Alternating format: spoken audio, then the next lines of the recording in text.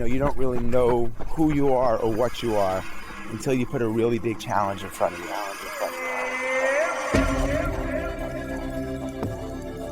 Fear is an asset and ally here to help you be magnificent.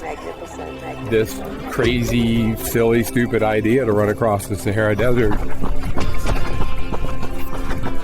You did make it this time, but you said if you didn't make it, you would try again and again. Everybody's connected to nature, connected to music, to their families, and now we're going to build a world that doesn't have racism and war and starving kids.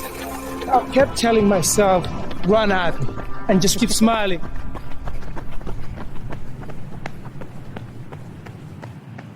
Hi there, everybody. Welcome back to The Extra Mile. My name is Gene Gerkoff. It's another beautiful morning in New York City, running on the East River.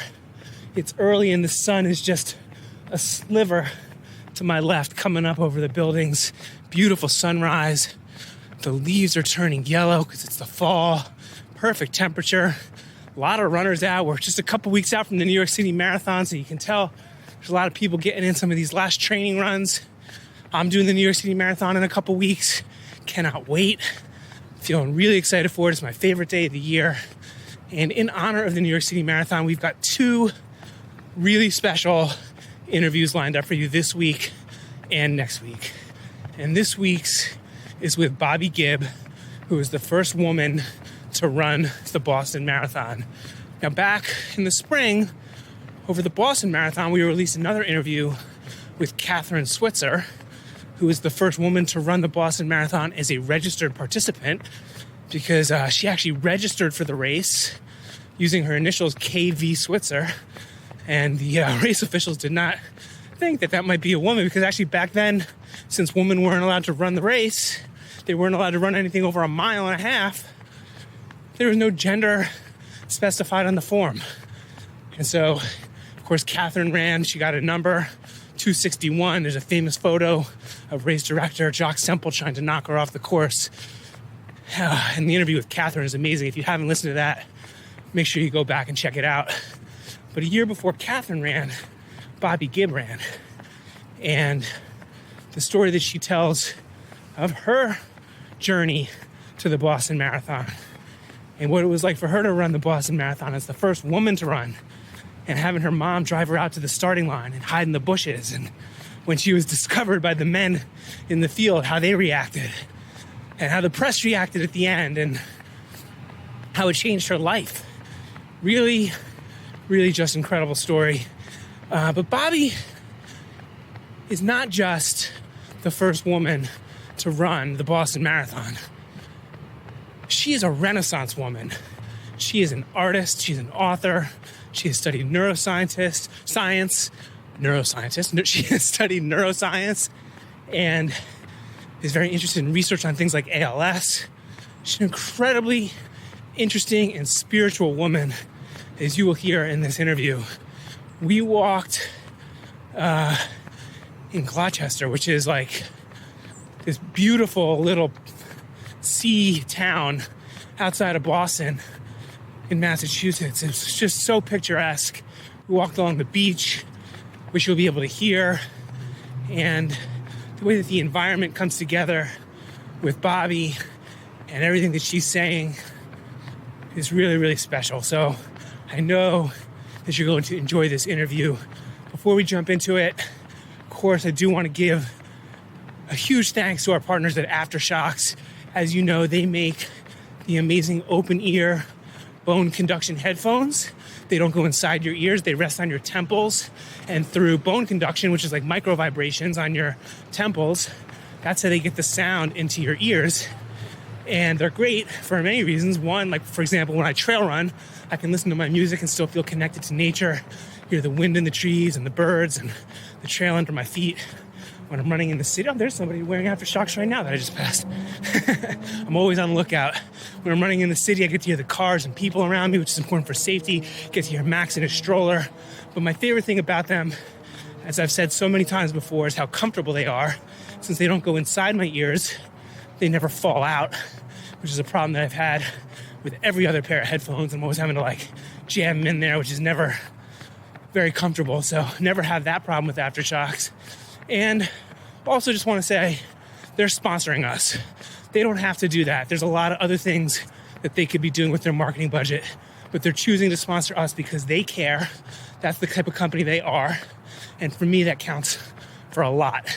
So the next time you're looking for headphones, make sure you check them out, charitymiles.org/aftershocks, AFTERSHOKZ.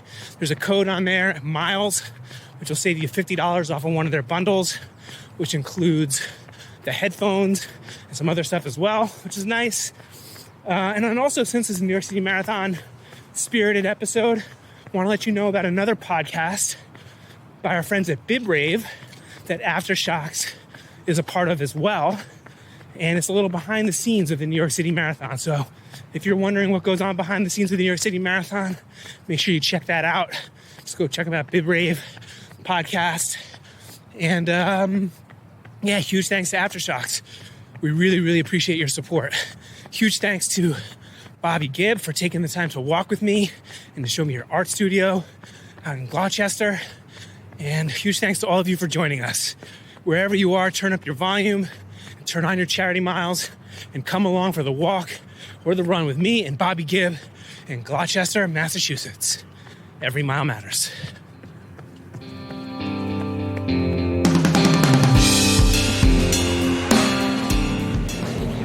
Bobbi Gibb, thank you so much for joining me on the podcast today. Oh, my pleasure. This is lovely. It is lovely. Lovely is maybe the perfect word for it. If you could visually describe where we are right now for our members who are hopefully walking or running along with us, it is just spectacular. Okay, this is Bearskin Neck in Rockport.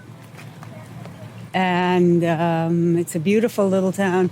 It grew up as a fishing village back in the, I guess, first settled in the 1600s. It's right on the Atlantic Ocean, about 40 miles north of Boston. It's lovely old buildings. A lot of these were fishing shacks at one time. And now they've been made into shops and houses and so forth. So we're walking right down the middle of Bearskin Neck now. Beautiful. I mean, it's like this quaint New England sea town, just as you would picture it. It's fall, leaves are starting to change, beautiful blue sky. We got a little bit of cloud cover. It's drizzling a little bit, but hardly, and just a couple drops here and there.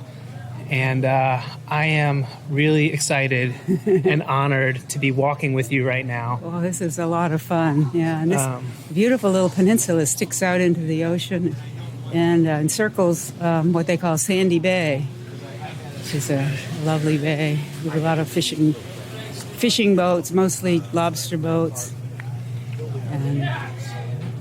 And on the interior, there's a lot of granite quarrying.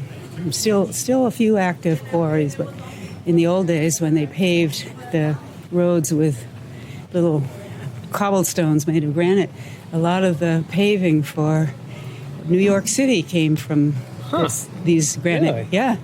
Kind of like those cobblestones in Tribeca that they still have. Right. Cool. Right. That's cool. That's awesome. Yeah, well, a lot of those came from Rockport. Are you from this area? I know you're from Massachusetts. Well, I was born in Cambridge, and both sets of grandparents lived in Rockport, so I started coming up here when I was just a baby, and I kind of come back here a lot over the years. Lived in California and Manchester and various places, but back here, I still spend a lot of time in Cambridge, but my studio's here, so I come out here and do my artwork. Yeah, and I definitely want to talk and learn more about the artwork that you're doing. And there's so much to talk about and so much that I'm excited to talk about with you. Right. You're a true Renaissance person. Thanks. I'm just you're interested in everything. You are. And I always wanted to make the world better. I like problem solving. I like seeing what needs to be done, how life can be better for people. Where did that come from? Were you always like that as a little girl?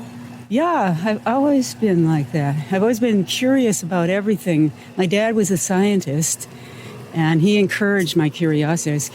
And we'd go walking along the shore and look at tide pools, and I was fascinated. He gave me a microscope when I was just a little kid, And I look at all kinds of things, amoebas, and I was just fascinated by science. And to me, science wasn't some kind of dead, materialistic, mindless thing. To me, science was just this amazing discovery of the wonder of the world. And the more I learned in science, the more amazed I became. It was almost like a spiritual experience, learning about these things. And I kept saying, wow, how did all this get here? Why is this here? Why bother with all this? And all these uncountable numbers of atoms and molecules and photons, and they all interact with each other and evolve into life. I mean, to me, that's a spiritual experience to realize how this thing is intelligent. And, I'm just enthralled with the thing. And isn't this beautiful? As you're saying it, wow. We just came and we opened up into this just expanse of the Atlantic Ocean. Yeah, isn't it beautiful? These beautiful clouds stretched around, catching the seagulls. White. Hi, babies. I love these birds. People think they're pests, but they are incredibly intelligent birds. We have some that come to the house. We have one tapping gull who's been coming to the house for over 20 years. And he taps on the window. He's just an amazing bird. And so, we have these beautiful clouds and this air. And I used to stand on the rocks, even when I was a little kid, and think about how life evolved in the ancient seas and, how isn't it amazing? These things, atoms and molecules come together and they form cells, and the cells evolve into living systems. I mean, why? Why bother with all this? Isn't it incredible? Well, what have you found out? It's just it's a miracle. People are looking for miracles. If you want to see a miracle, it's all around. People are a miracle. We're made out of the same atoms that are formed in the cores of supernovas. We're all made of the same thing. We're going about doing our stuff. Now, little crabs are going along the bottom of the ocean. We're going along on our little highways. We're going in and out, and all this stuff is happening. It's just amazing. And we have not a clue how or why or what it's doing here. This intrigues me to the I just feel happy thinking about it. And, as you look, or as we look at just the vast expanse of how much there is to explore literally in front of us. Right. And within us. Right. Was that something, because obviously, you're a runner. Right. That you were looking to explore within yourself when you started to run? Or was it you were having fun? Like, how did you come to running? As a scientist, as an artist, as a child? I remember when I first stood up as a toddler, we lived in Watertown. My father was working at MIT, and he loved nature too. So we go down to the Waverly Park there, and I remember seeing the grass there, the green grass and the blue sky, and I would just run as a toddler. I loved to run as a toddler. I have this sense of joy. It's like the joy of the universe. To me, this whole thing comes from a love that's beyond our comprehension, and people don't get it. It's a love, and it's a joyfulness, a joyful aliveness and an intelligence that's embedded in this thing. And I felt that, like the joy of the universe rushing through my blood, and I'm running along as a little toddler. And so I've always gotten this sense. That gave me a sense of who I am in a very fundamental way. It also linked in with the whole universe. Like, we are the universe. We're part of the universe, and we're evolved in the universe. And even our subjective experience is part of the universe looking at itself through our eyes. And I always had this feeling of joy when I ran. I still do. If you take a dog to the beach and let him off his leash, he goes tearing up and down, his ears flopping, they get it. They really get it. They get how happy it is to run. Yeah. I have a 3-year-old son, Max. He doesn't walk. He runs everywhere. It's just natural. Exactly. It's natural. Barefoot. And wherever he goes, he just wants to run. Kids feel that right. And so that's, I just never stopped running. That's not what happened to me. Everybody else settled down, and I didn't. But which is interesting, because as I've heard you speak about and write about, it wasn't really something that girls were gosh. encouraged to do at the time. So Yeah, no. how did you find that? Well, it was strange because, I mean, Joseph Campbell talks about following your bliss and all that. I had never heard of following your bliss, but that's what I was doing. I was following my inner directive. And thinking back at it, I'm amazed now that as such a young person, I had whatever it took to follow my inner directive instead of society's mandates. And I think I was following something really fundamental to my being. And so when I ran through the woods with the dogs, I felt free and I felt at home and I felt, a part of this whole thing, this oneness with nature kind of thing, which isn't an illusion. We really are one with nature. And so that I wasn't about to give that up. But I could see it coming up as a young girl. I began to get the picture around 6th grade, and then it got worse in 7th, 8th. And then, I began to see that I was headed into a trap, and it was the same trap that my mother was in. And if you were a woman in the 50s, which is when I was growing up, there were really no opportunities. You were expected, if you're lucky enough to go to college, you got engaged in your senior year and got married because the only way you had of surviving economically was to find a husband who would support you and your 2.3 children that you were supposed to have. And so, it was, and I had a mind and I had a body and I had a sense of who I was. It didn't fit in at all to this narrow little box. And I could see how unhappy my mother was, drinking wine, taking tranquilizers, and all her friends were so unhappy, trying to squeeze themselves into this little box and never being able to follow their dreams, never having the opportunity to develop their talents or their abilities. And I vowed that if this is what being a woman was, I wasn't going to do it. And I loved to camp. I went to summer camp, which was great because I rode horses and canoed and did all kinds of active things. And so that was sort of one place that I could be myself. We can go this way if you want. Yeah, that'd be great. And but I didn't see how I was going to fit into this society, and I thought maybe I'd run away into the wilds of Canada and live up there and, live in a cabin somewhere, anything to get away from this horrible, oppressive system. Huh. But were you...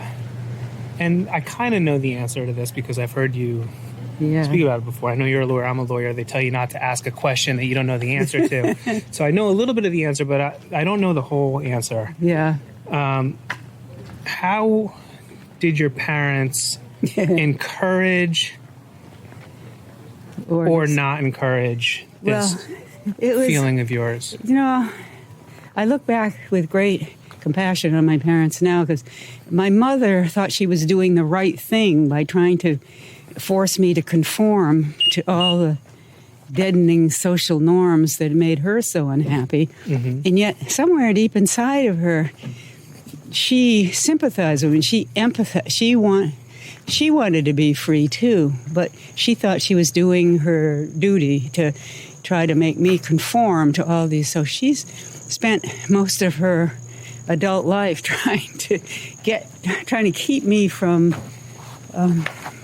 doing the things that I really wanted to do, like run in the woods.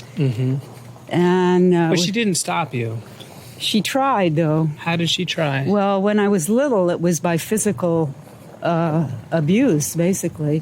And then as I got too old for her to do that, she just tried.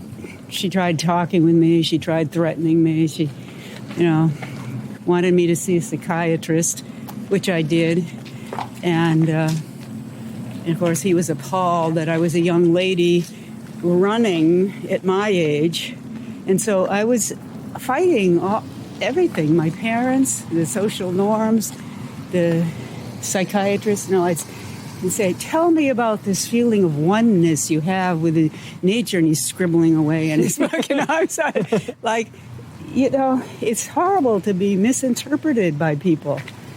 It's like, well, we are one with nature, doctor. Yes, tell me about it. And I was like, gosh. there's something wrong with you because you're having this feeling of joy when you're running in the woods. And it's just such a distortion. It's mind-boggling, actually. Mind-bending. It's amazing that I survived as well as I did.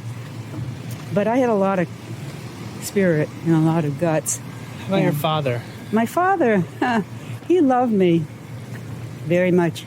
In fact, we were very close. And when I was young, it was great because I was like his student, and he would teach me all questions. And he'd ask me, try to figure this out, and he'd give me problems to solve, and I'd work on it and think about it. And I loved thermodynamics. I loved chemistry, biology, physics.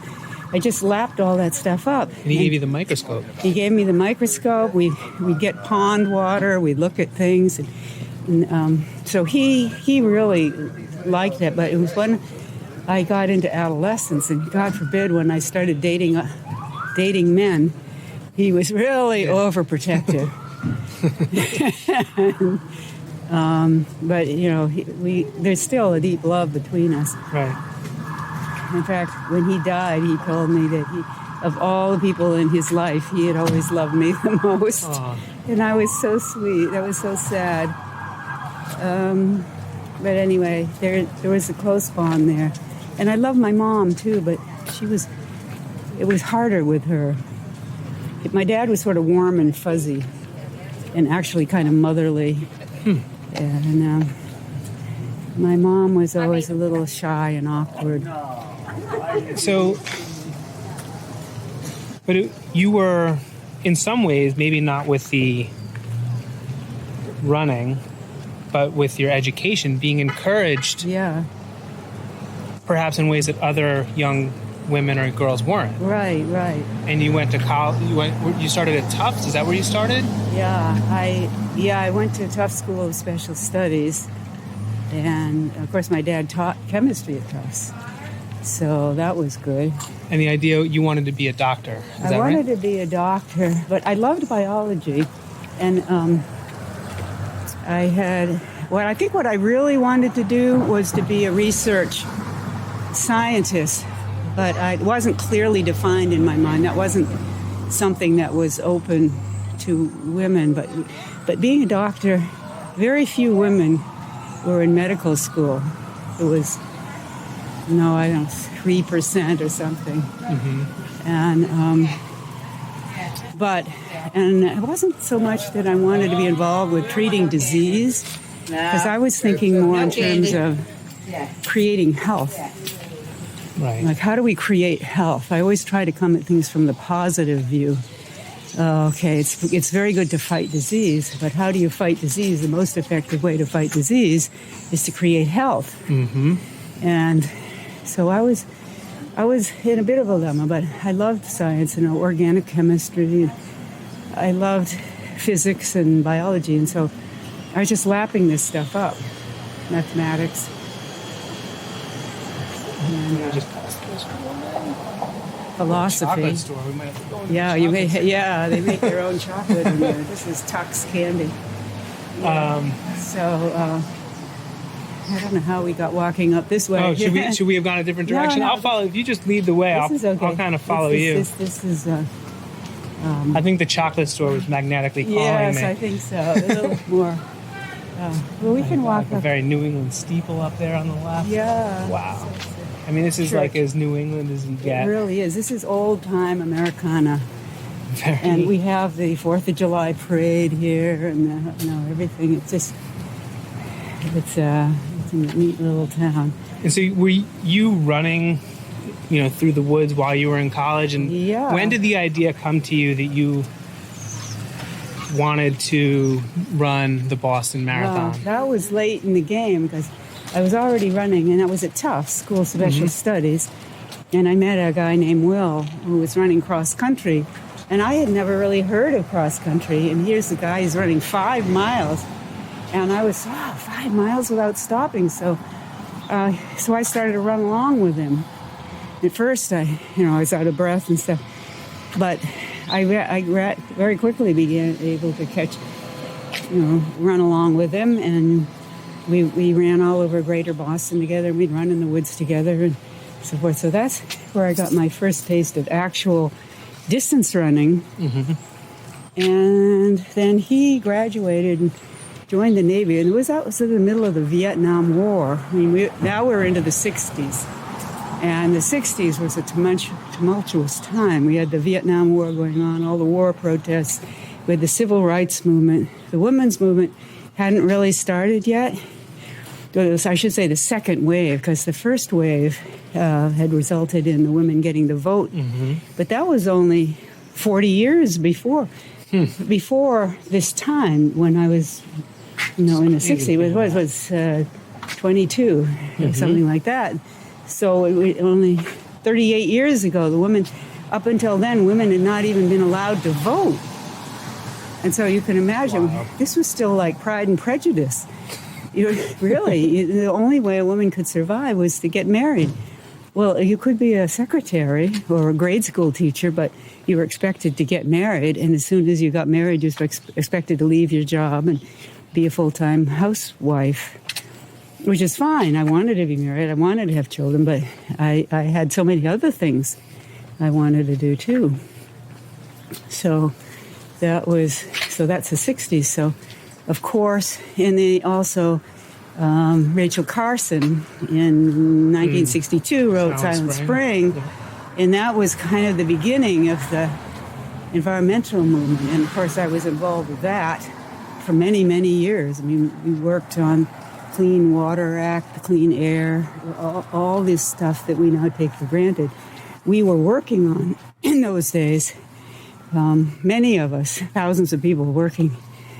And later I was part of this Essex County Ecology Center up here. And we worked on all this. We made a film on Amory Lovins. Amory Lovins was one of the first soft energy gurus. He wrote Soft Energy Paths, mm-hmm. and all about conservation, super insulation, and green energy, and way ahead. I mean, this is way back in the 60s, in the 70s, and the 80s. It's so strange now to hear people just discovering this whole new thing, which we've been working on for 40 years, 50 years. We've been working like crazy on this, but it's been so repressed by big oil and the big coal companies and so forth. They have a lot of money. It was nice to see the windmills as I drove into town. Yeah, we have windmills. We have an active... Want to walk on it? Yeah, we can walk on it. An active environmental movement here. I'd like to see more solar panels on roofs and more super insulated houses. If you super insulate a house, you don't even need central heating. I mean, why aren't we doing this? Mm-hmm. We should have a revolving fund. If not, through private enterprise, through the banks, an revolving fund, so that people, it's expensive to do that. So people need to have the upfront money, and then they super insulate their house. It creates jobs for contractors. Super insulate your house and your windows. You have these wonderful air exchangers, so you've got fresh air blowing through your house all the time. And people say, "Oh, I'd hate that. I'd be sealed in." No, you can open the windows. You can open the doors. Yep. You can leave everything open. It's just that if you want to be warm, you can close the windows. Or if you want to be cool, you can close. A lot of people do anyway. You close the window. Wait a minute, I've got to get this. Let's see if it's my son. And by the way, just for the folks out there, we are on a beach right now. You can hear the waves, you can hear the seagulls. There's actually a rainbow straight in front of us. You see the rainbow? That is unbelievable. I wonder if I can get a picture of that.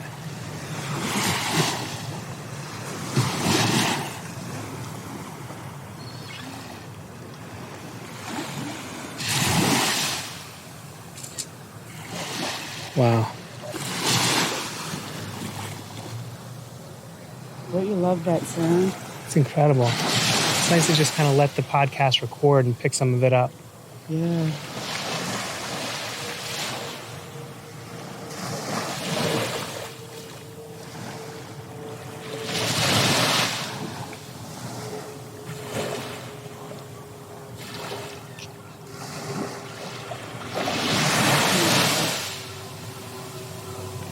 beautiful where the clouds reflect on the... Do you see the rainbow?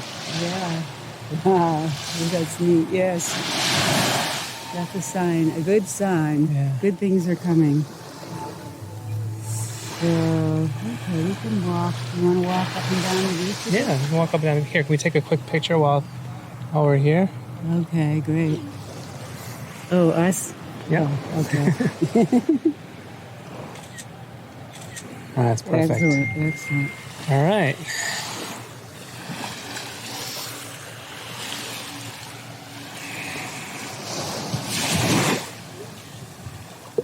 Yeah, so have my, be careful, that's right here. So here we are at this peaceful beach. I love the sound of the ocean. It's so soothing, it's so ancient. I mean, just think, we ourselves evolved from single cells. And the whole, from the egg cell, we get the egg cell, the fertilized egg cell, and we become embryos, and then we become human beings. So all of us have at one time been a single cell, like these single cell creatures that evolved in the ocean. And to me, that's a beautiful thing. It's like I feel at one with all of life. And you walk along here and you think, wow, these single cell little cells that are swimming around in the ocean are our cousins and our ancestors. Yep. And here are these gulls. Hi, babies. They're such a good birds.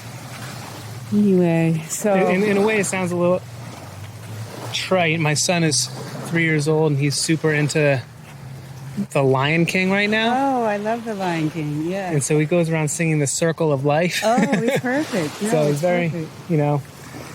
It's that kind of the same thing what you're saying. Yeah, I get carried away with this. Where is this thing? Oh, yeah. Okay. So, And you're recording on your phone, too. So now I'm recording. I don't know if I'm recording over the other one or not, but anyway, I'm not used to this. But anyway, okay, so now we're both recording. Now we're both recording. Anyway. So were you, obviously very interested and there's a lot going on. Were you politically active? Well, I never was one for marching around in the streets, but I wrote lots of letters. Mm-hmm. I wrote letters to Congress people, and I circulated memos and stuff. In fact, I'm still doing that. A little while ago, I circulated a memo trying to urge people in government to focus on the positive, and in other words, I came up with a positive platform for all Americans that would bring all Americans together, things that we all can agree on, like clean environment, clean air, clean water, health, good education systems, and so forth, so that we're working for something and working for integrity in government and business. And so I wrote that, quite a long memo, and I circulated it around to send it to a lot of senators, representatives, and got quite a good feedback, too, on it. So in that sense, yes, and I care about it. But my way of dealing with it is more thinking about it, problem solving. I like to solve problems, like what do we need to do about this, or what do we need to do about that. Like what I was just saying about a revolving fund, so that people can afford to super insulate their homes or can afford to install solar or micro wind. And then, of course, doing this film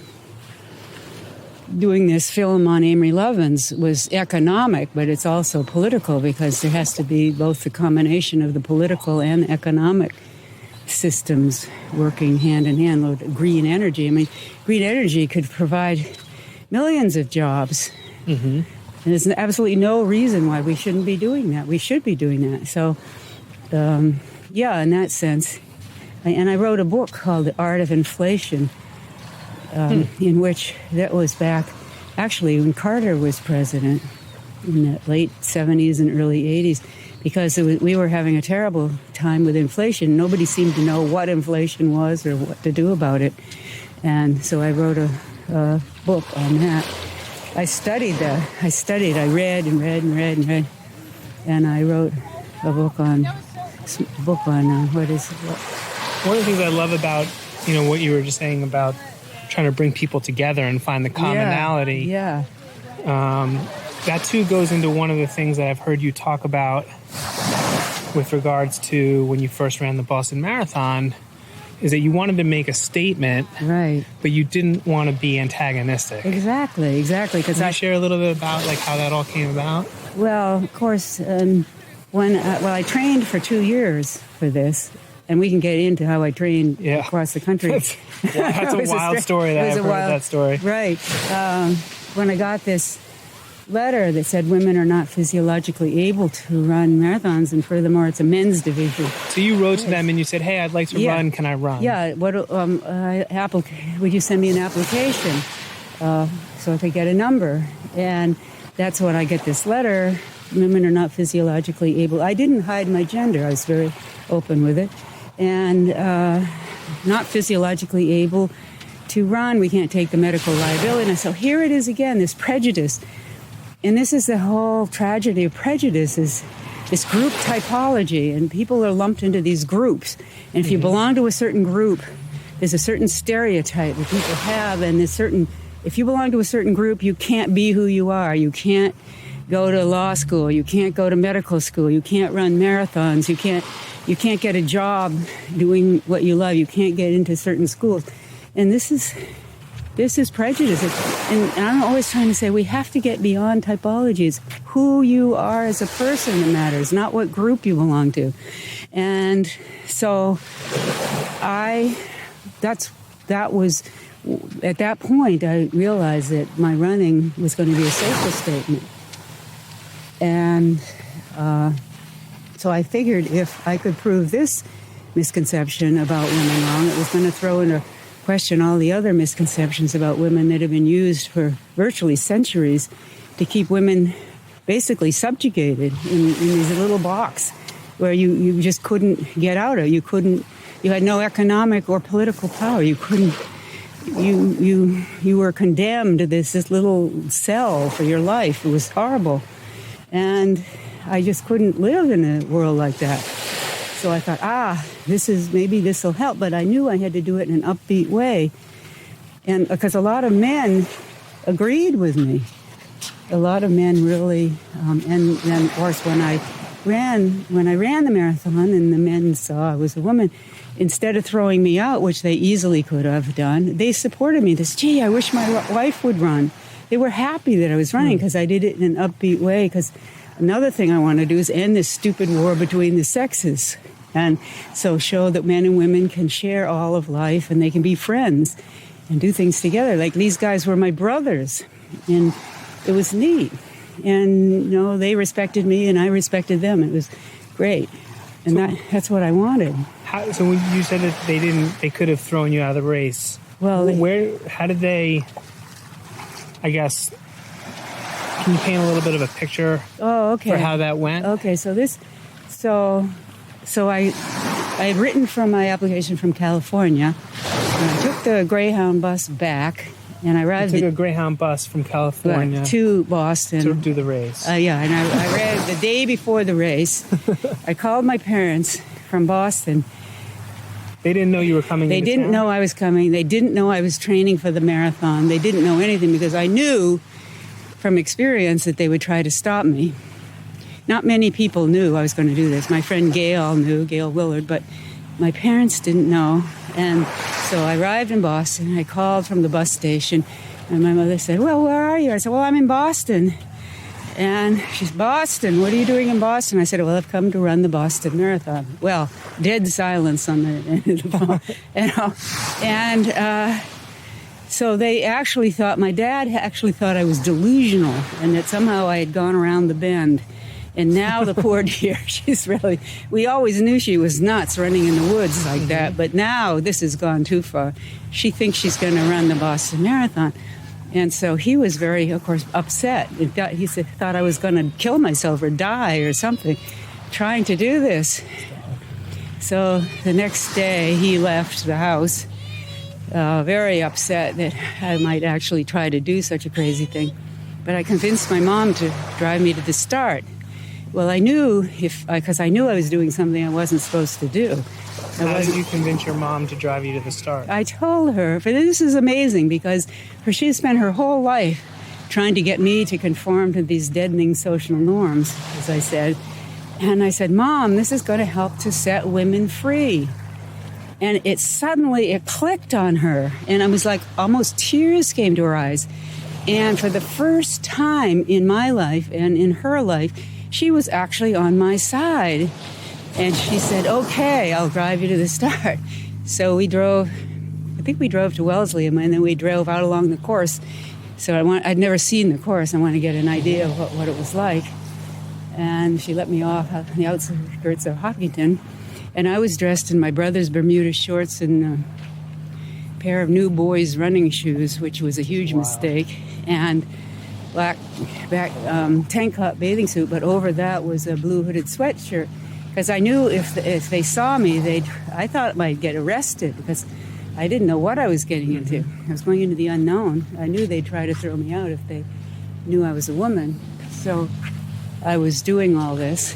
And so she let me out, and I started to run. And I ran all over the town, and I looked, and I saw where the men were. They had a pen in those days where the men gathered, and I said, how am I going to get into this race? Oh, isn't this beautiful? Look at these clouds with the beautiful white on top and the dark. The light is incredible. It's definitely it's gonna raining rain over out there. Yeah. It's definitely raining. We got the sun coming through right on us. Yeah, whoa. I'm going to take a photograph of that. No, I can't because I'm recording. Oh, okay. Here, I can take a quick photo. Okay. I mean, you got to... Yeah. Here, let's get it in it, too. What? Here, I'll do one, and then we can get in it. Okay, great. You got the ducks here. Wow, that is wonderful. You can make a painting out of that. Yeah. This is definitely... This will go in the... painting coming on here. Yeah, I think Here, let's take a quick photo. We're going to have to get undercover or an umbrella or something to... Nice. And anyway, then I found a little patch of bushes right near the start, as close as I could get. And when the time for the start came, I went out behind some buildings and I was doing laps up and down. I thought you had to warm up for the race. So I ran about 40 minutes before the race even started, doing laps. Of course, I was a little stiff after that 3.5 day bus trip. And so, that's one of the things when I've heard about this story, because I've heard you tell the story before, and I want to share it with everybody out who's listening now. Like, it's mind-boggling, everything about it. Like the whole, changing the world on gender stereotypes and gender roles, obviously. But it's also mind-boggling that, like, you were running in nurse's shoes, Bermuda shorts, and a bathing suit. Like, you didn't drink water. Right. You ate a big roast beef dinner the night before. Right, you took a bus across the country for 3 days. Everything wrong. Nothing like the way that so much has changed. Yes, I know. It's amazing. I could even walk after that. Right? Like, yeah. Just crazy. So, So then it was getting hot, and I said, I'm really getting hot. If I take this... Well, by that time, the men had figured out I was a woman, despite my disguise, and because they were studying my anatomy from the rear, and I could hear them talking, is that a girl? Is that a girl? And I smiled, because I knew, again, I wanted to keep it upbeat and friendly, like I'm I'm not a threat, I'm your friend, we're friends, this is fun. So they said, yeah, take off the sweatshirt, we won't let them throw you out. So they were protective and positive. Cool. They were cool. The men were great. And I don't like to see it twisted around in any other way. The men were fantastic. It was the system that was off, and it wasn't good for the men either to have this kind of system. So, so we ran to Boston together, the guys and me, and I finished ahead of about 2/3 of the pack, even though I had horrible blisters, and I was severely dehydrated. I didn't know you're supposed to drink water I couldn't. I Crazy. did everything. You didn't drink water. Like, No, it was a hot day. No and for water. most of the race, you were running sub-7s. That's right. You were trying to break 3 hours. I was on the way to breaking 3 hours, and then which is bananas. I know. In the last 3 miles, my feet were hurting so badly. I could barely. I didn't know. I guess some people take aspirin or something. I didn't know. I horrible pain. I was just tiptoeing along, and my pace fell off. So I felt sort of disappointed because I know after all that. But on the other hand, I did feel I finished really well, considering. And crushed it. Yeah. You finished really well. And the next day, it was front page headlines. I mean, your time would still be Boston qualifying time now. Yeah, I know. And the governor of Massachusetts came down and shook my hand at the end of the race. So. And so people were pretty cool with it. They were very good, yeah. When I got home, to my home, it was jam-packed with media people, reporters and stuff. And I had never met a reporter or a media person. I was just thrilled to meet them. Wow, you write for the newspaper? That's really cool, Tell me about it. And so we... But obviously, so you were looking to make a statement. You certainly made a statement. Right.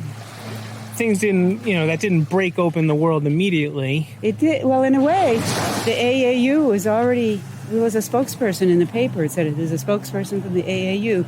They were already talking about changing the rules so women could run marathons. And so that was, I think that was a... It started to open the door. It opened the door, and I came back the next year, and again, I finished first. There was another woman in the race who had she had an illegal number, and that really antagonized the officials because it jeopardized the accreditation of the race and would have negated all the men's running times. So that year, there was a huge negative feeling against that runner, and so... then the next year I came back, ran again. There were 5 women running. And we were all the women running before 1972 were running in what's now called the Women's Pioneer Division Boston Marathon. It wasn't till, I think, 71, late 71, or so that the AAU, thanks to the work of Nina Kusick, who brought the petition, opened up and started to accredit women's marathons. And now when you go out to the Boston Marathon, there's the field is half women. Right. 15,000, 20,000 women, whatever it is. Right. You go to the New York City Marathon, and it's 25,000 women on the bridge, or however many it is, 20,000 women. Right. How do you feel? Well, I feel this is the way I wanted things to happen. I wanted the world to be different. I wanted to create this thing where women and men could be themselves. And if a woman wanted to run marathons and drives trucks, they could. If a man wanted to knit doilies, he could. To get out of these stupid stereotypes and into what your individual passions are and who you are as a person. It's all valid. We don't have to fit into these stereotypes. Right. And so that is a huge sense of satisfaction, like good. And the fact that everybody's running, I love that. The running community is fantastic. It's an international running community in which people from all over the world, all ethnic groups, all races, all nationalities, we all get along. We all love each other. We hug each other. We run together. We're a community. And it goes around the world. And I think, we just got to hold hands and save the world, because this is the future of the world, because human beings have got to evolve their consciousness into what a lot of people in the running community already have, which is a sense of unity with humanity, with all of humanity, and the sense of value of each and every human being. That's what democracy is. It's the individual. It's the individual rights and freedoms and individual human rights. What I love is the Declaration of Human Rights, the United Nations Declaration of Human Rights. every individual in the world has to open up to that. And it means changing our individual consciousness. It means changing our social consciousness so that we embrace all human beings. And we have good laws that keep the people who would hurt us from hurting us. We have to be realistic in that sense. But it doesn't discriminate against any particular group. And it opens up everybody to achieving what they can achieve. And it sets up ways of helping people to become healthy and become economically well off. So there's a lot of work to be done here. I love how you are, speaking of running of a marathon as really a small metaphor of something much, much bigger. Right. And that's a lot of what draws me to the sport. Right. I love being a part of, being at the starting line of a marathon, being on Staten Island, and just being part of that spirit. To me, it's not just a sporting event; it's like performance art. Right. It's a political march. There's so much. There's a statement. There's this collective dance that's happening there that I love to be a part of, and I can hear in what you're saying there. But you said something about not being pigeonholed into a particular stereotype, and so I thought that would be a good opportunity to switch gears a bit, because I don't want to pigeonhole you into being just focusing on. You want to go up? We should head back in case we have to duck in out of this. Oh, sure, yeah. I see the clouds coming. We've got the rainstorm coming down on us. We've got the bright sun here beating down on us in the rain.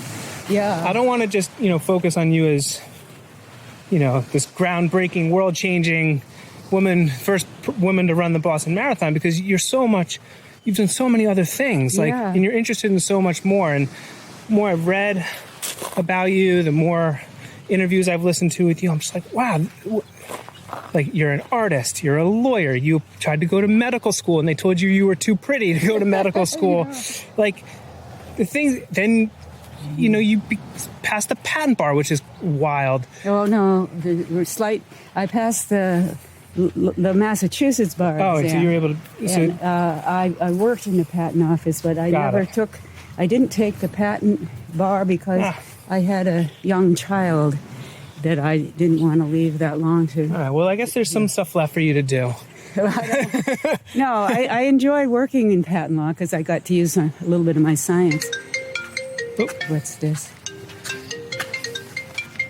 Let me just turn this off. Call her back later.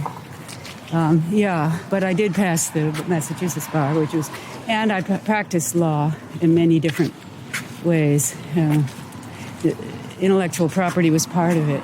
That was like your career, right? That's how you... Well, for 18 years. For 18 years, that's a career. That's how I raised my family. And that's what I did, yeah. And you're an artist. Yeah, I always loved art. As a kid, I did art, and then I went to my Boston Museum of Fine Arts School. And then two things happened. One, I couldn't see how to make a living as an artist doing what I loved. I didn't want to just paint commercial paintings that would sell. I wanted to paint from what was inside of me, which if you see my art, you'll see I would love why. To see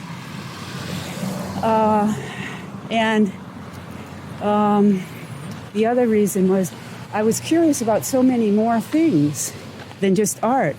I wanted to know about biology and chemistry, and so I went back. So I actually enrolled in the University of California in La Jolla, and it was just starting then. It was just a small school. There was only 200 people in the graduating class. Now there's over 30,000 people on that campus. Wow. But there I found this union of philosophy, which I love. Philosophy, which is... There's another name. I wanted to think about things. I love thinking about things and solving problems, so philosophy was a great thing for me. But I also love science and math and all this other stuff. And so this new campus combined philosophy with science. I had Linus Pauling for a chemistry teacher. That's crazy. Yeah. Harold Urey was there, and we now have a building now, Urey Hall, named after him. There were all these Nobel laureates that were at this tiny little school.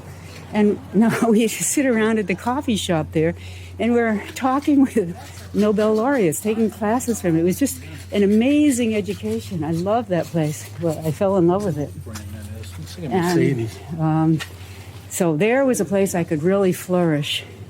And I flourished. And when I was there was a water tower there, and I painted the mural on it. It was about 300 feet around and about 10 feet tall. And I painted a huge mural. I went around it 3 times. For each year I was there, I painted another. Then I studied all these amazing things with these amazing people.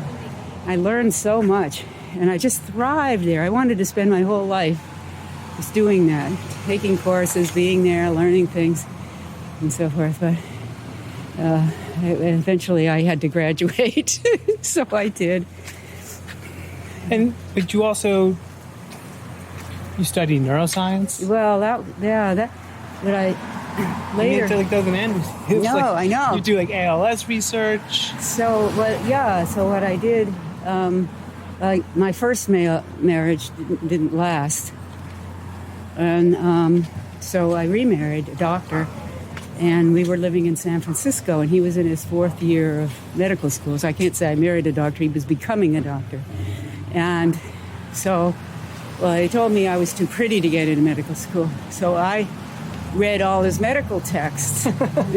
I was sitting there reading all his medical texts, lapping it up, and I got to the neuroscience one and I absolutely fell in love with neuroscience, and I'm still in love with neuroscience. Like, how does this brain work? I mean, everything I find out about how the brain works is the most miraculous thing. This thing evolved itself.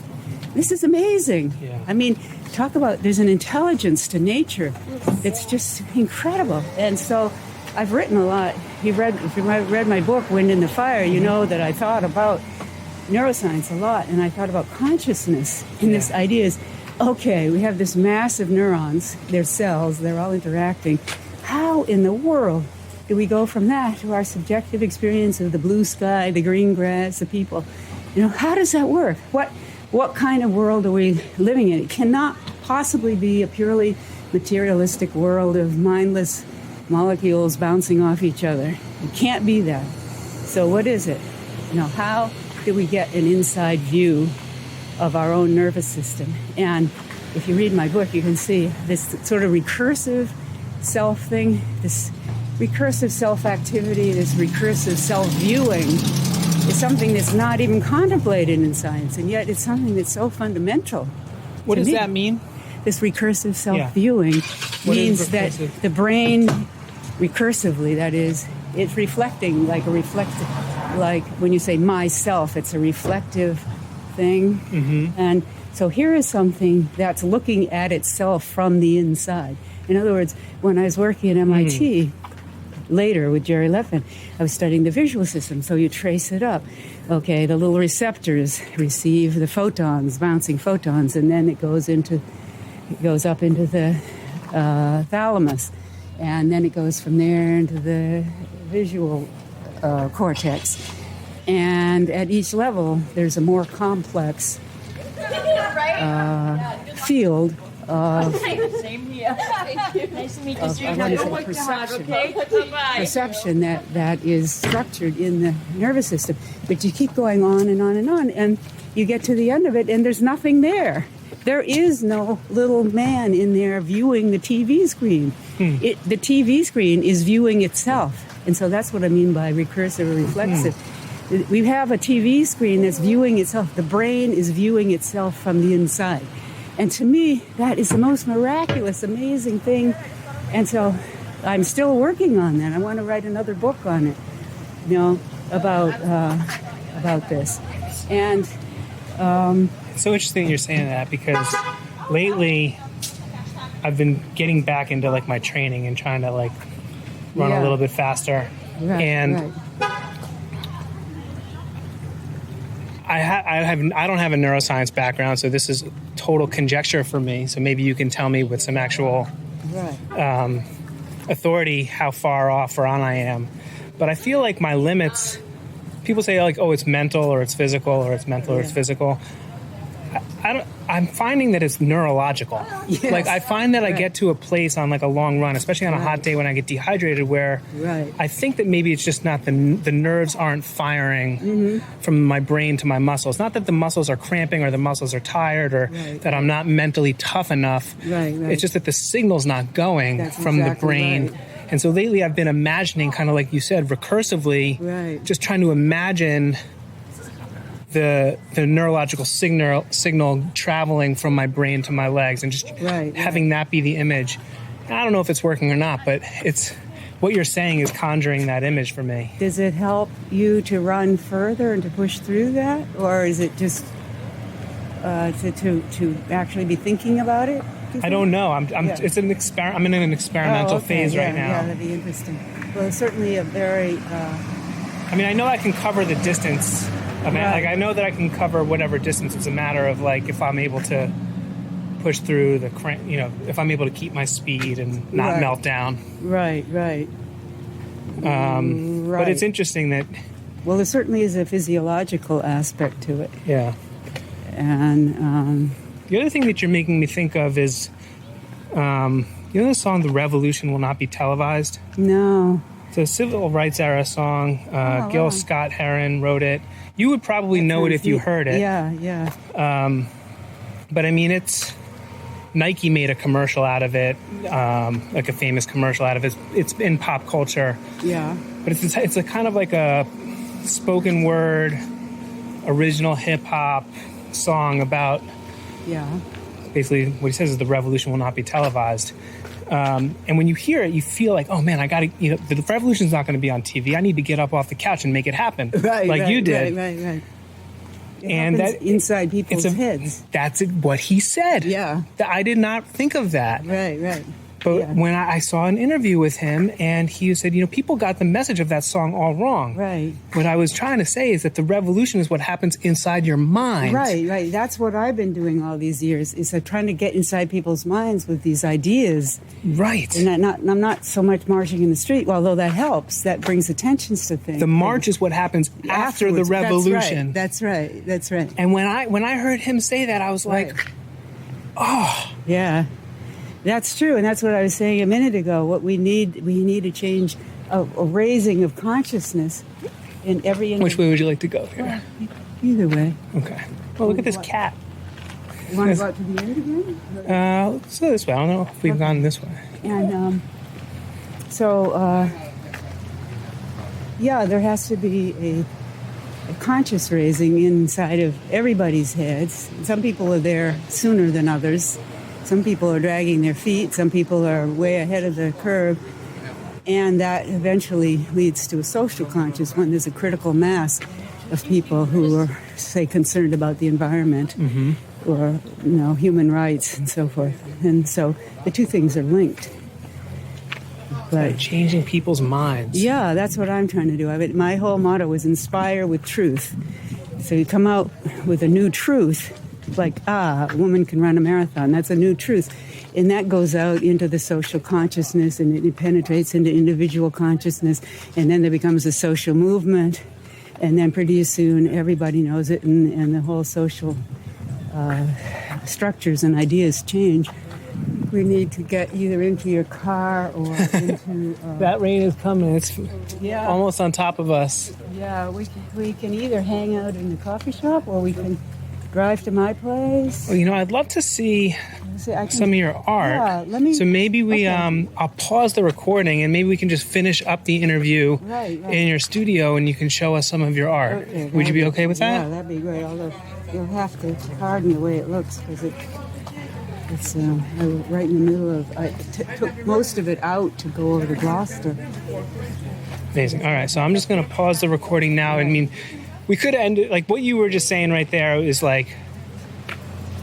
Yeah. I feel like I just need to take some of that in. So it's a good place to pause. There's more too, because we got some of it. We got some of it. There's a little more. There's some more we can maybe get in the studio. Yeah, okay. This is that'll fantastic. be a good place to get the rest of it. All right, so everybody, you probably won't notice the pause because it's going to be fast for you, but I'm going to hit the pause button right now. Okay. Yeah.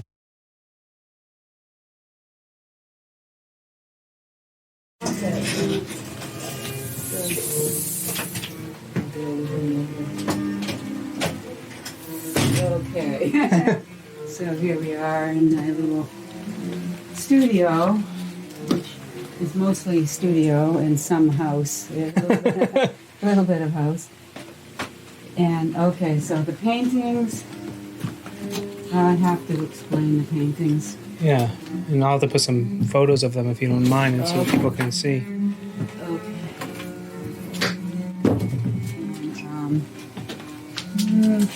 Okay, now these.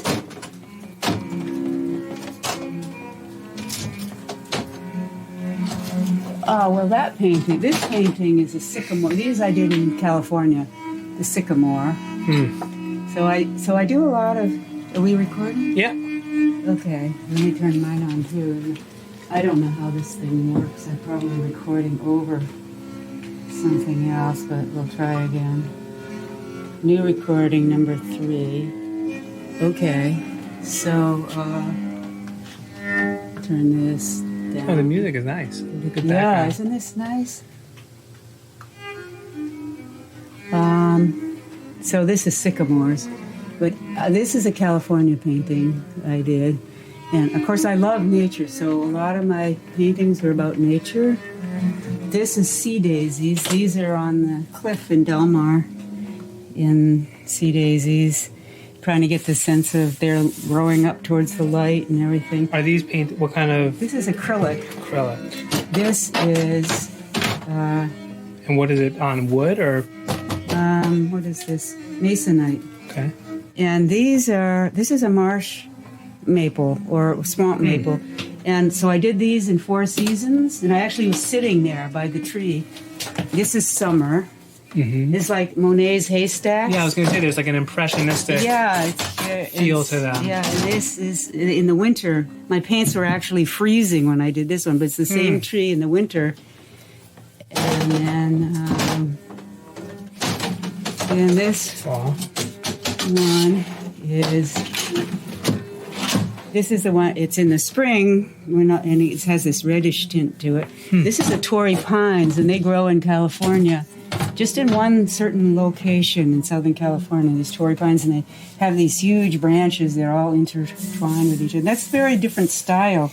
This is a very different style than these, which are more impressionistic. And then, this one is the one in the fall. This is the first one. And that's the fall one. Oh, wow. Yeah, and it's all, but it's... I love I know, all these subtle colors in it. Like purples. Yeah, I love colors. And so, and then these are, this, so I'm so busy here. Yeah. Most of my work has been in clay, which is sort of gray and, bronze color. But I love color. I love color. And so I started doing these wild, crazy murals, like 15-foot long murals, and they're hanging over in Gloucester right now. In my, I'm having an art show over there. Yeah. I have 8 of them, huge colored murals, and a lot of them have biological themes and cosmological themes and stuff. I should give you some of the printout. Yeah. It's too bad. I don't know if it's worth maybe going over there, but I'd be happy to go over there. Anyway, so. This has been ever since I've been a child. When I close my eyes, especially if I'm falling asleep, I see these beautiful colored patterns, and they're always changing and moving. And my son can hear music, and my dad can hear music, like Mozart could hear symphonies in his head, and he would write it down. My son and my father are the same way. I see these beautiful patterns, and I started to try to catch them in canvas with paints. So it'll be like I'll close my eyes and I'll see a pattern like this with the greens and the oranges and the gold. But in my eyes, they're changing, they're moving, and they're changing. Oh, I have my computer. I can show you what I've done. So there's reds and everything, they're changing. So in this, like, this would come up and the blue would come in, and then the thing, and this would bend, and it would be changing like that over and over. And here's another one. And then I started to realize that the inside patterns are very similar to a lot of the patterns you see when you look in a microscope, or you see biological systems, or even like when I'm running on a path and I'll see the cracks in the mud. they're beautiful, beautiful cracks. I got tons of pictures of these beautiful cracks, and I'm going, oh, wow, this is so great. So people think I'm nuts. And I go out and take pictures of these cracks in the sidewalk, but they are so beautiful. And so this is the sort of thing that I've been painting, but I can only take slices of them because these are static. And when I'm seeing them in my mind, of course, they're always moving. And, oh, here's one more. That is wild. Yeah. And I'll bring that in here. And this would be something. But this is also something that you might see in nature. This sort of patterns and designs. Oh, careful. I'm so sorry. That's okay. Patterns and designs. And so, but let me get my computer because I have been able to animate these things. I've been wanting my whole life. I've been wanting to animate these things. And in the past few weeks, I found a way to animate them. And I'll show you I got to show you these. It's so interesting. And so I'm going to do these animations. I'm trying to see if my son will, here's my computer cord, see if my son will write some music to go with it. But, so, yeah, I got to show you these animations. See if I can get this thing to work. And anyway, but I have this, so to me, I do like cosmological, like this could be a cosmological thing. And the thing that really strikes me is that when I study at the molecular level, I do research in ALS. And so every month I read through about 200 articles in all the scientific journals. And then I try to summarize them and write memos, and I send the best ones to the lab. And I try to put puzzles together. I always loved putting puzzles together as a kid. And so, like, I'm putting a puzzle together, but every month I've got a new piece of the puzzle, like, how does this work? How does this work? So at the molecular level, at the biological level, you start to see patterns like this. This is the same kind of pattern I see when I close my eyes. So it's like I'm looking inside, and I look at these photographs from the Hubble telescopes, and I'm seeing similar patterns in the universe as I see in the cells, as I see with my eyes closed. And I go, wow, this is incredible. The same intelligence is throughout the universe. And to me, the whole creation is creating itself out of this incredible intelligence. And to me, it comes from this love that's beyond our understanding. It's just, and I want people, wake up. You're living in a miracle here. This is beyond belief. Stop fighting each other, you know? It's time to celebrate this whole miracle thing. So that's what I'm trying to do. And I'm hoping that some of these paintings, you know, will help to get people awake to the miracle that we're living in. And let me see if I can find... I was going to say that, you know, that one that you were just showing me, which is pink and green. Yeah. The first thing it reminded me of is something that you might see under a microscope. Yeah. But then when you said cosmology, and I remember that you studied cosmology, I'm like, that's also what you would look at. It looks like the Milky Way. Yeah, it looks like the stars and the galaxies, and it's all so related. I mean, and so it's such a mystery, and I'm really so fascinated by, do you know this quantum entanglement stuff? No, I can't say that I do. Oh, it's so interesting. No, you take two photons and you entangle them, in which they interact with each other. And then there's always, when you've got a pair, there's an upspin and a downspin. And they're entangled with each other. And I have this whole theory about photons, which I'm going to write another book about this. But anyway, here, and no matter how far away you take them, as soon as you put them in a magnetic field over here, you flip the spin on this one, there is no time that elapses between this and this one flips. They're always joined, no matter how far apart they are. So there goes our sense of space and time. I love it. I've always said this. There's no time. Well, so if you flip one, the other one flips immediately flips, as though they're joined. It's like there's no space or time between. Isn't that amazing? It's called quantum entanglement. And they're using it now in very sophisticated communication systems. But anyway, so that really fascinates me.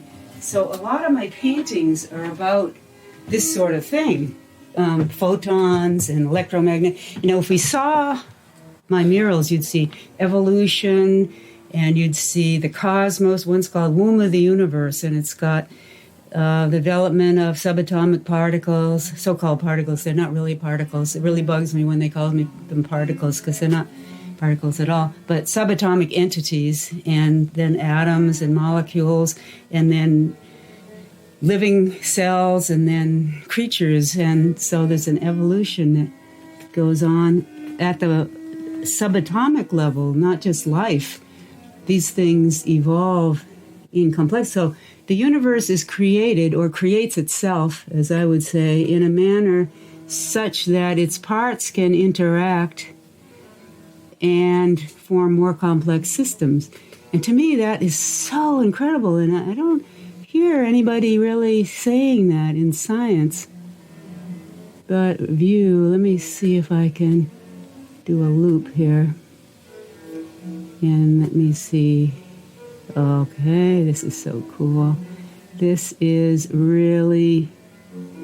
Okay, I've got to do a command F. Isn't that cool? It's finally, I've got it animated. That's the animation. So how did you learn how to is this a particular program that you I found a program, and I'm going to do a better one. So did you teach yourself how to animate? I had someone help me with it. I'm just learning computer stuff. I had someone help me set it up, but then these are paintings that I did, and then I animated them. So these are paintings, I did. Separate paintings, and you put them together, and then the program makes this kind of primordial stew out of them. Yeah, and it'll change from one to the other. It's about half an hour, these things. I love How many paintings are in here? I guess about 10, 12. Wow. And this one, there's 10 or 12, and then each one is separately animated.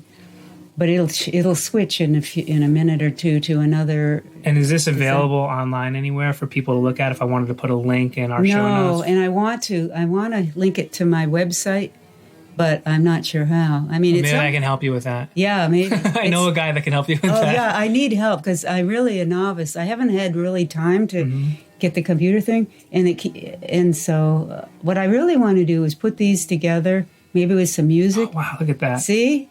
Isn't that neat? Is wild. And that is both biological and I would see this in my head. So it's biological, it's cosmological, and it's in the mind. It's in my mind is a subjective experience to see this. And I've always wanted to share these things with people because I think, I'm lying there and I'm seeing these beautiful things. And I say, people, you don't need to do drugs, folks. I never have done drugs. I hate drugs. Your mind can do this stuff. Without this kind of, I've not done like any kind of psychedelics or anything like that, but this looks to me psychedelic. I know this, but I see it. I don't know what psychedelics looks like. But I don't either. I've never done any drugs, and I don't. But this looks very Lucy in the Sky with diamonds. Isn't this great? I think this could be really great. A whole new art form. I want to get like some kind of screen to show it on that you can do. Yeah. So anyway, this is my next step. Did you ever see anything like this? Oops. 1 second. Did you ever see anything like this when you were running? Like sometimes like when I push myself to so-called dark place, or like when I get really dizzy or something like that. Like I started, one of the other things that I'm experimenting with myself is like, instead of suffering in that place, trying to be curious about it and see what's on the other side. Right. I've never done that. I don't push myself to that extreme. Even when you were running sub 3 in Boston and nursing shoes, you weren't pushing yourself? No, I was not pushing myself. I was holding myself back the whole race because I knew that I had to finish, because if I'm making a statement and I fall down and I don't finish, that's going to set women back 50 years. So I had a huge burden on me. Like, I have to finish this race. And So I was holding myself back because I'd never run a marathon before, and I didn't know how to pace myself. So I was conserving. And so I never was out of breath. I never really felt tired. My muscles never felt tired. It's just the last 3 miles, my feet were killing me so much that's what slowed me down. But I was in great shape. I was running 40 miles at a stretch. I mean, I was so well trained for this thing. Before the marathon, I've been 2 years. I've been training. You know, I went across. You were running 40 miles in the desert. I mean, not to come back to this, but I've heard you talk about that. You never. I didn't have. And you were drinking water. You never saw something like this. No, I never. No, I. You know, and in Nevada, you know, I'd see a mountain way at the top, and I said, "Well, I'd like to go to the top of that mountain, little blue thing on the horizon," and I'd spend all day running to the top of the mountain and then back. And then I ran in Woodstock, Vermont. There was a 100-mile horse event, and I ran 40 miles the first day, and then here's a new one. Wow. 40 miles the first day and 25 the second. And then I stopped because my knees were hurting. And so, but I figured I was in good enough shape to, but so I could run 40 miles. I was in really good shape, the best shape I've ever been in. I've never been in that shape. Now I couldn't do that now, for sure. I mean, that's what... So these are things that you're seeing in your mind. Yeah, I see stuff. When you close your eyes. When I'm falling asleep. When you're falling asleep. Yeah, I'm very relaxed. I think it's kind of a right brain thing. I've had that before. I close my eyes and I see beautiful kind of like patterns. a kaleidoscope. Yeah. As a kid, I always used to do that. I'd close my eyes and try to see this like kaleidoscope. Beautiful. Oh, that's neat. Oh, good. You can see it. Not everyone sees these things. Some people do, but not everybody. This is beautiful. Isn't this neat? And so, how does this help you, if at all? How does this relate to what you're studying and your interest in the brain? Well, I like to know what part of my brain is generating these things. Because at different times, like if I've been doing a lot of work on the computer and I shut my eyes, I don't see these things. I see like little dots of light going like this. So it's a different part of your brain or a different state that you're in that you see. Isn't this neat? Yeah. And they're also different. Yeah. That looks like that one. Is that? Yeah, that's the one that you showed me earlier, the pink and the green? Yeah, this one's animated. But so I'm just beginning to do these things. And I have over 200 images that I can animate. I mean, this looks like in chemistry class when I would study, like when they would talk about the primordial stew that we all evolved out of. You were talking about we were all single cell organisms. Right. And we evolved out of this primordial stew. It looks like that to me. That's a spiritual experience. I don't see any gap between spirituality, religion, and science and this stuff. It's just we're all talking about the same miracle in a different languages to talk about the same thing. And that's why I feel about all religions. They're really talking about the same thing. They just have a different language to describe it. But at the core is this sense of wonder and awe of the fact that we exist, that everything exists, and how did it get here? And so this is all through my artwork, and everything is I'm always thinking about the mystery of existence itself. And to me, it's a great love. I mean, a lot of times I feel like I'm surrounded by this sense of golden love. It's just everywhere. I mean, this looks like there are like single cell organisms in it. That was part of the mural I was telling you about. That was part of the evolution, the single cells. Yeah, if we can help you get these online, I'd love to include that is gorgeous. Isn't that beautiful? That looks like the sky that we saw earlier. It's a sky and do you remember sea. how like the black, the dark, that looks like the colors in the sky. But also, if you look at enzymes interacting, I mean, it's the way the chemical and biological interactions go. Man. Yeah, I got 200 of these. I want to figure out how to get them online and packaged so that people can actually, have them. Well, if we can help you with that, I'd love to help get them online, because I'd love to include a link to them so that people Yeah. can see what we're talking about and experience them. They're amazing. And it's also making me, it's kind of adding a little bit of kindling to this small little spark that I've kind of been thinking about for a while for myself, is that people talk about, getting out of your comfort zone. Right. It's kind of very romantic. So for me, doing physical things is in my comfort zone. Right. But painting is way outside of my comfort zone. I took an art class in college, but that was it. Right. I would love to. I'm thinking about starting painting. I think that might be one of my resolutions for next year is to start to. How would you recommend taking up some kind of art It's or very painting? therapeutic. And see, I've never really fit into the art scene around here. That's so cool. Because around here, people paint realistic pictures of Yeah. little boats and little fishing checks and stuff. And I Mhm. never fit into that. And I didn't want to just do painting. I paint from what's inside of me. And so that's where the therapeutic benefit comes. And I think painting in art, in sculpture, is therapeutic. And it's we have many therapies. Running is therapy, eating good food is therapy, and talking with friends is therapy. But it's so I would say get paints and just start playing around, and don't say whether it's good or bad. Just play around and see what happens. What happens if I mix, this is what I do. What happens if I mix cerulean blue with cadmium red? And then I mix them, and that's interesting. And what happens if I add a little white? And that's interesting. So it's like experimenting. And you sort of experiment with the colors and the shapes and the forms. And then if you try to paint how you feel, how do you feel?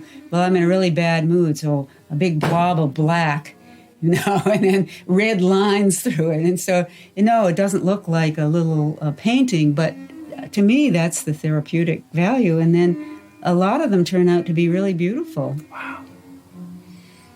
That looks like Under the Sea. Yeah. Or it could be like the Milky Way or a galaxy. Here we are back to the beginning again. Or I'm not sure it's the beginning, or if it's the same painting we started with. So I guess, I don't know how many paintings that was. Maybe I think you were showing that to me. And yeah. Obviously, I think one of the major pieces of art that you've been working on is the statue that's going to be going out onto the course, onto the Boston Marathon course. Yeah. And that's called Olympia? No. What is that called? Olympia was the sculpture I did for the first women's marathon trials. Right. This one, I wanted to do a generic one. The 26.2 Foundation hired me to do what will be the first woman sculpture on the course. And I said, well, I'm just going to do a generic woman, which I did. And they said, no, we want it to be you. So, oh, God. So now I have to do one of myself. That was very weird, doing one of myself. And I go, oh, yeah, there's my hand. Let me see. Now, here, my foot. And then... Talk about recursive. Yeah, and I put the Bermudas and the bathing suit and the whole thing. And so that's what I did. And last Wednesday, I was actually down at the foundry working on it a bit. And they think they'll have it cast in bronze in a couple of months. Wow. But the 26.2 Foundation is raising the money for it. They're really on the final push for the funds because getting the bronze done is pretty expensive. So they're doing it. Oh, no, it wasn't. So that's new. These are new now. These are different. So that'll be done. And then, what did I do? Oh, here he is. This Marathon Man. I had him at my art show, and a couple of people came by and said, that should be at the end of the Boston Marathon. Right. And it's perfect. And so somebody is putting me in touch with Hancock, and we're hoping this Marathon Man, this is one of my favorites. I got all the anatomy and everything, and it's just like, thank God I'm finished. So you have a life-size? We will. You're going to make a life-size? Yeah, and as soon as we get the funding, and as soon as we find a place to put it. And so awesome. Marathon Man, so hopefully he'll be at the end. If Boston doesn't want it, maybe. I mean, that almost looks like something that could be in the Uffizi or something in Italy. Yeah. The way that the muscles and everything. The muscles, like a how they have the statues of the gladiators. Yeah. Well, that's one of what I did when I was in museum school was I studied anatomy and learned all the muscles, and I always make my sculptures pretty true to life in terms of anatomy. That's incredible. Yeah. And then I do portrait bronzes too on commission. People send me photographs, and I do three-dimensional portrait bronze. And most of them are at the gallery. I don't think I have one here. I put most of them over at the gallery, but then I make three-dimensional bronze sculptures about, portraits that look like the person. Wow. Yeah, I have some photographs. I should send you. I'll send you the invitation to my art show, and then on there's one of Frank, and so you can see the Frank Shorter? No, he's an artist. He was commissioned by his nephew commissioned a portrait of him and sent me a bunch of photographs, but I call him Frank. Okay, but Frank is he's the artist. He's the artist. Got it. So anyway, I'll send you that, and then you'll see that. I don't think I have any here. Well, this has been incredible. I am grateful that you invited me into your studio and have shown me this art. That's wonderful. You've shared so much with us, and I feel like I could talk to you forever. And there's so much. This has been like one of the most interesting. Well, there's so much more to do. Conversations. There's so much more to do in the world. I mean, the world. We've got to hold the world together and get it going on a positive path here. And I really see the running community as an instrumental force in creating a better world, because they're already doing it, already doing it. So we're probably going to put this out the week before the New York City Marathon and get a lot of people who are hopefully running the marathon, listening to this, getting them excited about it. Great. What would you like people to be thinking about when they're standing on the Verrazano Bridge? I ran the New York Marathon, and it was so much fun coming through all the boroughs, and the music playing, and little kids wanting you to touch their hand, and everything. It was really a really great marathon. I loved it. Well, I think to celebrate life, celebrate being alive, celebrate our connection with each other, with other people, and also to be aware of the big picture. Like, we're on this little earth in this huge cosmos that exists for reasons we have no idea why it exists or how it exists. Out of nothing, it's come, and it's a miracle. And if people start celebrating this and being thankful and joyful and feeling the love, it has to come from love. It can't, something this beautiful can't come from anything else. So tuning into that. So you're tuning into the cosmos and to the earth and to ourselves as human beings running on the earth. We're all part of the same wonderful, incredible miracle. It's a lot to think about when you're standing on the bridge. Well, but the main thing is think about getting one foot in front of the other for the next 26.2 miles. Well, I'm grateful to you for sharing that with us and for taking so much time out of your day to share that with us. Oh, it's fun. It's been really fun. So Bobbi Gibb, thank you very much. Thanks to everyone out there for walking and running with us. Hopefully I'll get some of these paintings. Definitely a link to Bobbi's site up on the show notes, so make sure you check that out. And I'm sure that you've enjoyed this as much as I've had. Every mile matters. Thank you, Bobbi. Yeah, thanks.